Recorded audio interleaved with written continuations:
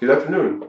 For those of you who don't know who I am, my name is Jeffrey Jarvis, and I'm the new 11th grade social studies teacher here at Maple Valley High School.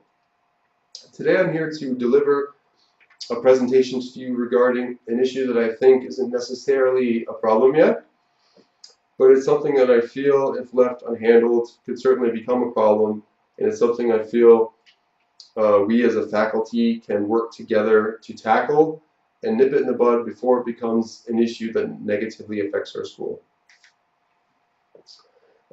Despite efforts to maintain peace in the world, unfortunately, we have wars and conflicts that uh, continue to be a plague in various countries and regions all around the world. As terrible as these wars and conflicts are, perhaps the worst part of them is the innocent civilians that are involved. Just regular people who really have nothing to do with the conflict, but nevertheless are trapped within it. And very often, these people have no other choice than to become refugees, leave their homes, their belongings, uh, and try to find a new temporary home where they can live safely until the conflict in their home country is over with and they can return. Um, One thing we can't forget is that amongst these refugees, very often we've got families, and within those families we have often school-age children. And it's these school-age children who, upon entering their new home country, for example, the United States, um, have to return to their normal daily activities, such as going to school. So, yes, we've got students who come to the United States to escape war. They enter new communities and effectively also enter a new school system. So, and very often, like I said, these conflicts happen in various different regions all over the world, and as a result, these student refugees who come to the United States come with different cultures, different religious beliefs, um, different languages, and different other characteristics that um, to other students who are natives here to the United States, they may seem strange or awkward to them. And unfortunately, these differences can develop into prejudices against these new students. And unfortunately, these prejudices can have a very negative adverse effect against these new students. Just to give you an idea of how much conflict there is in the world, in 2014, we had 32 armed conflicts globally in 26 different countries. Um, yes, and of those countries, 230 million of them were children. In the United States, between 2002 and 2013, yes, they resettled 644,500 refugees. 24% of these were school-age children um, in the kindergarten to 12th grade age groups. And yes, refugees, like I said, various different backgrounds. In this case, coming from 113 different countries. Unfortunately, despite the what may seem like a significantly large number of people, over 500,000, really isn't that much. And as you can see here in this map, um, support for accepting new refugees isn't always there. This map of the United States is an illustration of states that had governors who supported refugees coming in and settling within their states. This particular map was is an illustration of the support that was there after the Paris attacks that happened in November of last year.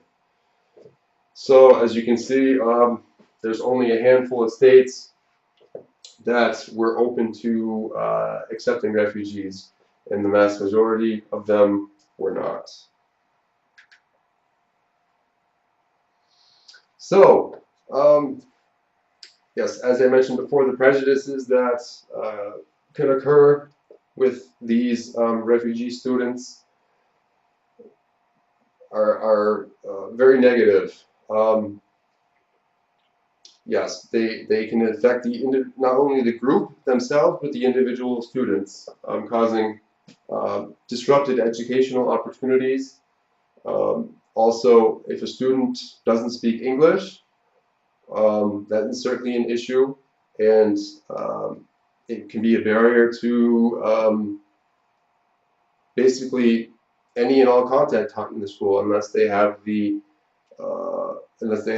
a teacher who is fluent in this foreign language, or if there are interpreters available to assist these students. Yeah, and along with these communications issues, you have inadequate quality of instruction, and also an overall discrimination in the overall school setting.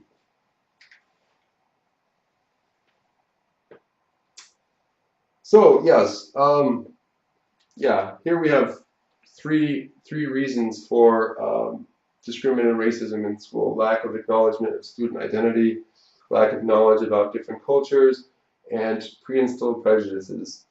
So yes, this basically sums up three main reasons how prejudices develop, and why students may have them against these other students, these refugee students.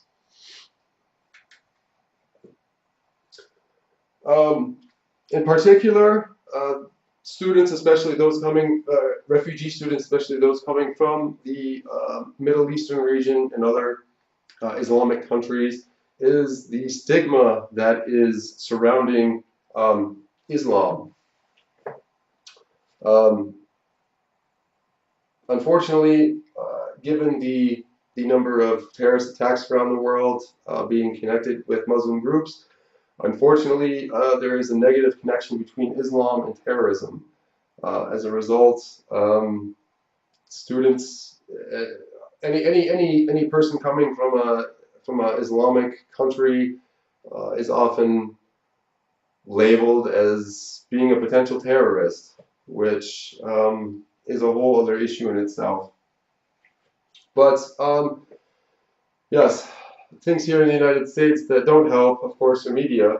The media is probably the worst culprit of this issue. I mean, they've demonized refugees, and their coverage of terrorist activities and the way they're covered often labels Muslim peoples as being terrorists.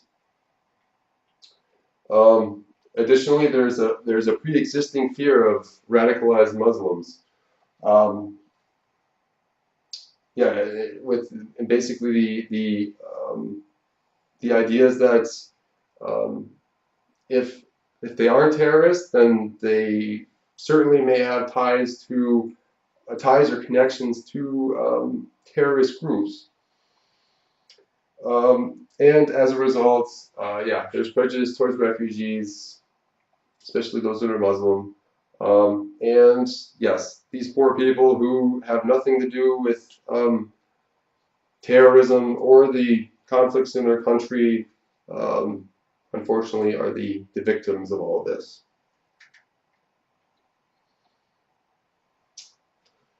So yes, the results and effects on students from these ethnic groups is, yes, of course, unequal treatment of students, and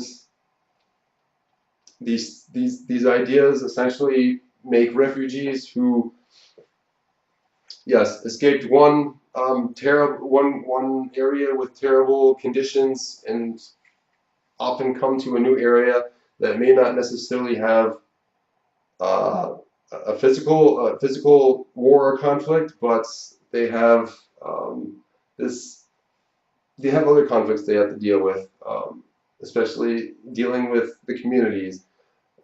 Often they feel, yes, unwelcomed and uncomfortable in this place that is their new home.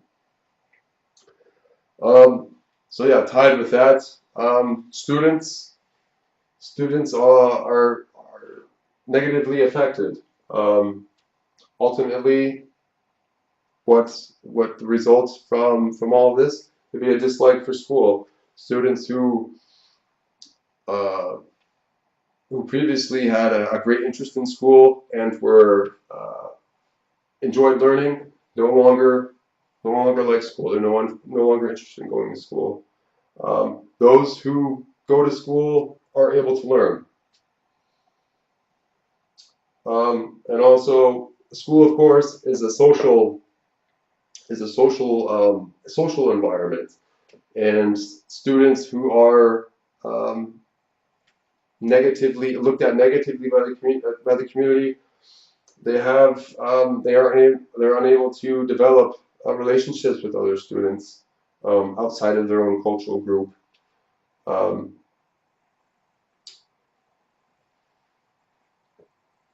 yeah. So overall, there is a just a negative circle of characteristics against these students. So, what can we do to what can we do as teachers to help these students out?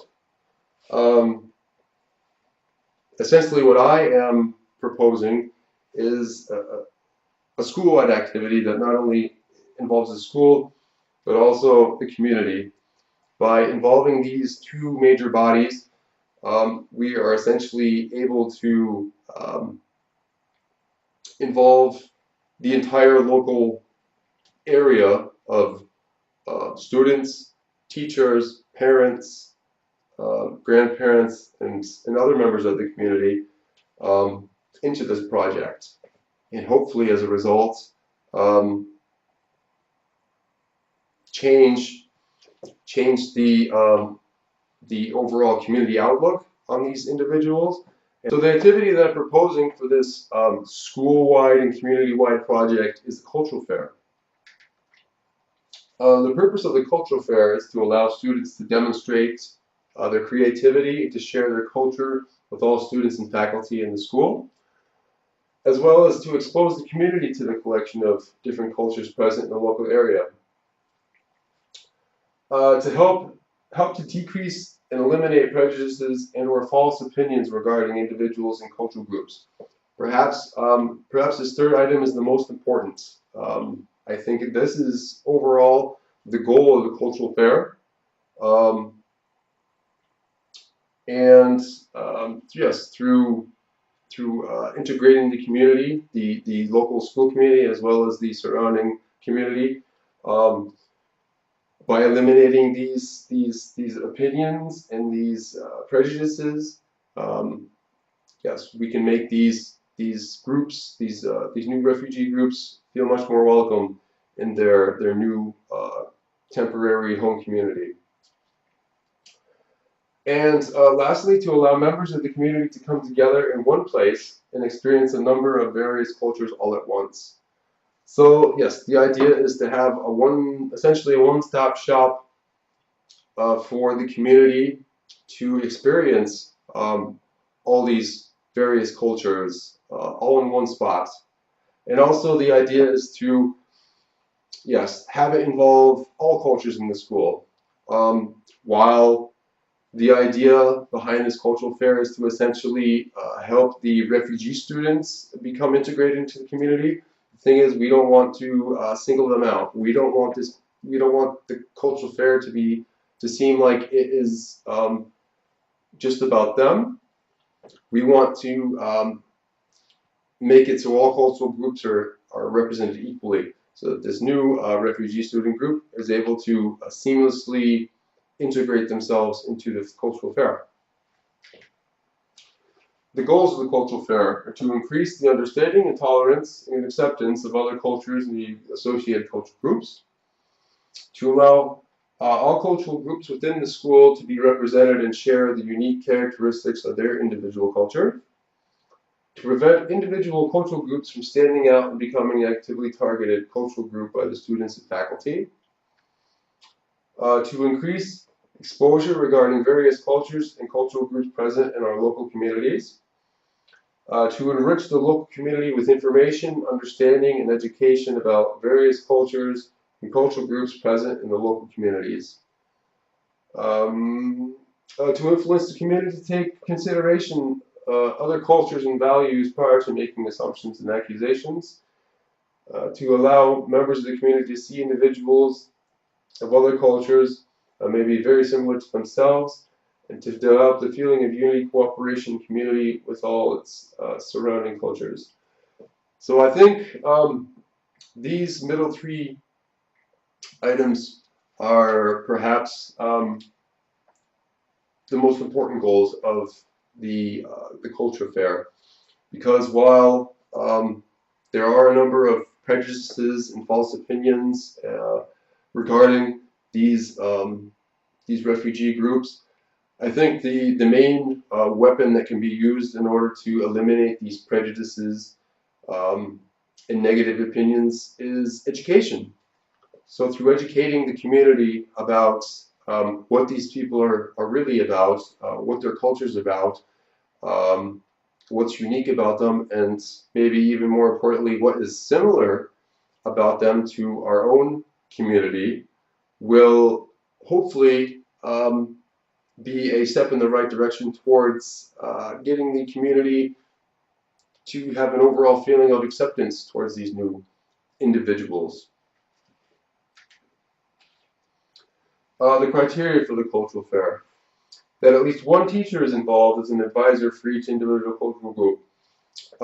Yes, this is where, as I mentioned at the beginning of the presentation, that I feel that we as a faculty can work together in order to take care of this issue. And by having teachers directly involved in the cultural fair, yes, to act as advisors to keep these cultural groups on track, I think they will play, those who are involved will play a significant role in the success of the cultural fair. That all cultural groups within the school are involved. Yes, this is also another important factor. We want equal representation of all cultural groups in the school. We want the diversity of our school to shine. We want the community to see how diverse their school is and their community is. And we don't want to single any particular group out, make them the point of attention. That each cultural group is equally represented and subject to the same time restrictions, rules, and opportunities to demonstrate and share their culture as all other cultural groups' presentations. So yes, this goes along with the last point, in that yes, to be fair, we have to allow all cultural groups to have the same rules and restrictions placed on them as far as time, space, and types of activities that they plan on doing, in order to give yes, every group fair representation. And that our cultural fair includes a weekend date to allow parents and other members of the community to visit and participate. Yes, and of course, I am aware that many people in the community have jobs where they must work Monday through Friday, and they aren't able to leave work to go to something like this. Yes, we're all teachers, and we have school Monday through Friday, and we aren't able to leave the school in order to go to an event outside of the school. So we can all understand that. So yes, with this in mind, I think it's important to have at least one weekend day where the cultural fair can be present, and this will allow the community members who aren't able to come during the week to come on the weekends and experience the cultural fair and everything it has to offer. So, yes, these last items are some suggested activities for the cultural fair, some things that I think students can take and develop their own activities to include at the cultural fair. So, a cultural presentation. Students prepare and deliver a short presentation covering some of the finer points of their corresponding culture, also including the countries and regions which share the connection of their individual culture.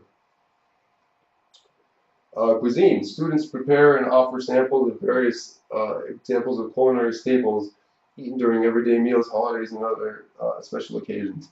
I think this will be a particularly popular event because who doesn't like food?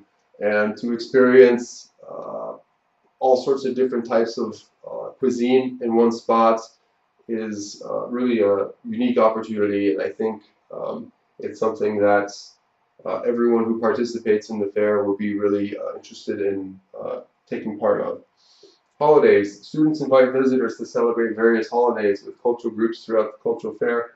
This could also be combined with the cuisine example demonstrating the holiday dishes prepared.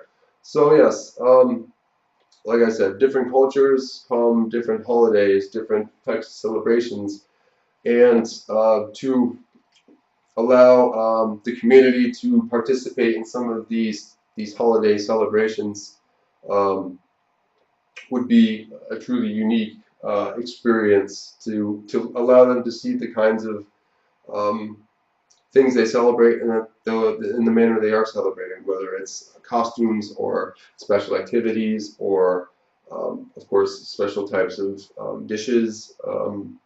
Yes, all these things together I think will be a really great program. And the second part, talent show. Students organize a talent show to take place within the culture fair. Talent should be connected with students' corresponding culture in some way, shape, or form. So, yes, various talents that students can be involved in, whether music, or perhaps some sort of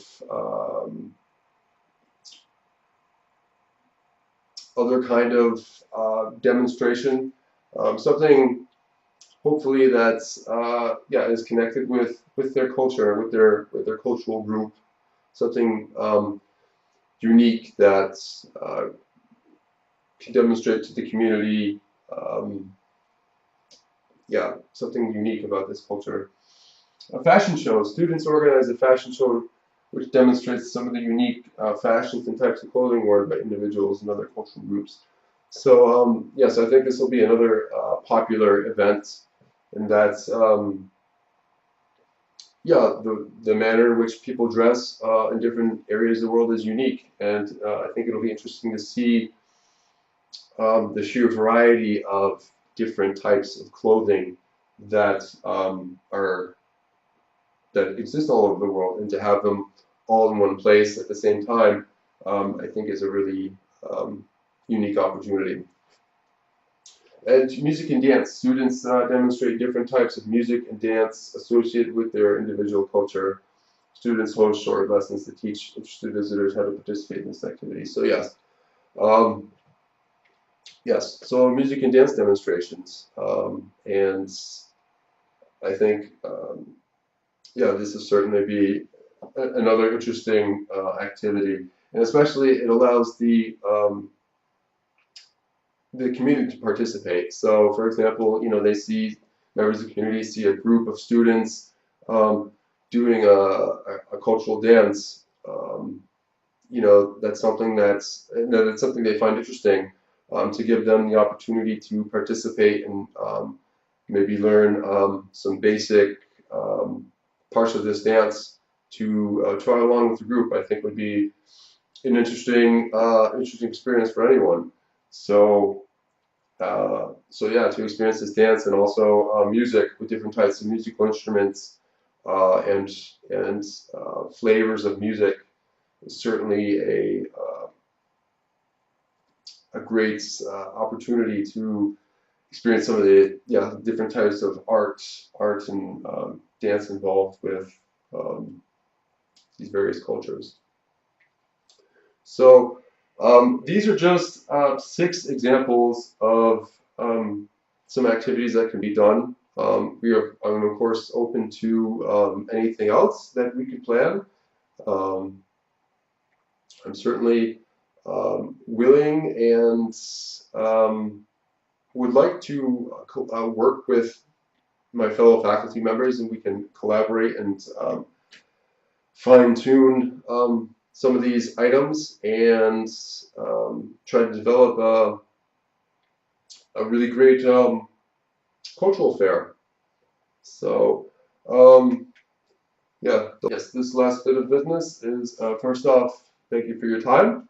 Appreciate your attention and your interest in hearing about my idea for getting the community involved with our very diverse school environment and community.